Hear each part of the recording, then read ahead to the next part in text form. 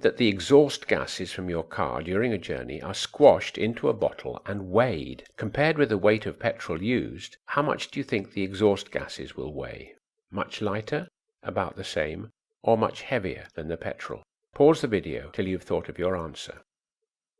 Well, the answer is that they will be much heavier because you have added oxygen to the petrol, releasing carbon dioxide into the atmosphere. When we burn any fossil fuel, we always put extra carbon dioxide into the air because the fuels contain carbon, the principal element making up living things.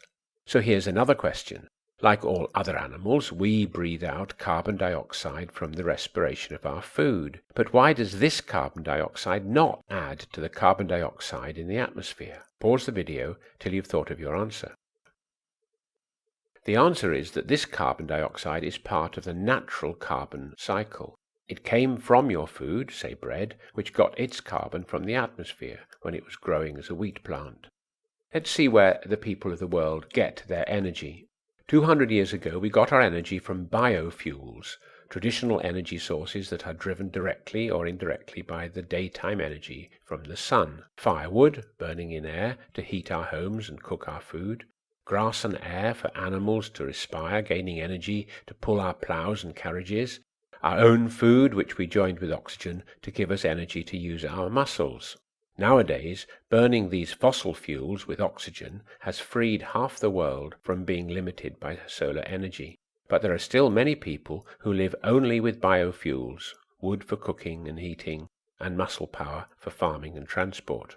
We use fossil fuels about equally for generation of electricity, mostly coal, transport, mostly oil, and heating and industrial uses, mostly natural gas. To reduce our carbon dioxide emissions, we must burn fossil fuels more efficiently and try to replace them with alternatives. Efficiency. Filament light bulbs use 100 units of electricity to produce just 3 units of light. We should replace them either by fluorescent bulbs, which use only 6 units, or LEDs, which transform almost 100% of the electricity into light using only 3 units of electricity to produce the 3 units of light. Trains and trams can generate electricity as they brake instead of wasting the kinetic energy as heat when they stop. For motor vehicles, we can continue to improve the number of kilometers driven per litre, and we can drive more slowly and carefully with less use of the brakes. Our homes should be well insulated, especially the roof, so we waste less fuel in the winter. In hot countries, houses should be built so that they are naturally cool to save on air conditioning. Better still is to replace fossil fuels with alternatives. Many countries already use hydroelectricity, which is generated from falling water and therefore solar powered, and we are seeing wind turbines and solar panels beginning to make an impact on electricity supply. Research into energy from the tides and waves is producing useful results too. And there is nuclear energy.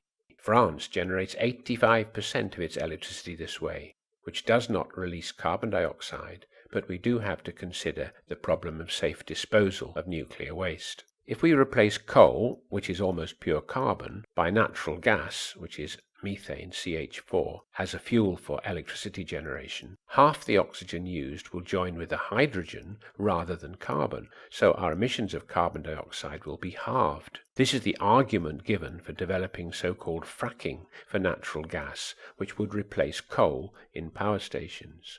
And we can use our muscles more, walking and riding a bike for short journeys. So to summarize, in order to reduce the amount of carbon dioxide we release into the atmosphere, we need to reduce our reliance on fossil fuels by making our processes more efficient and by replacing the fossil fuel with alternative energy sources by generating electricity from the wind, waves, water,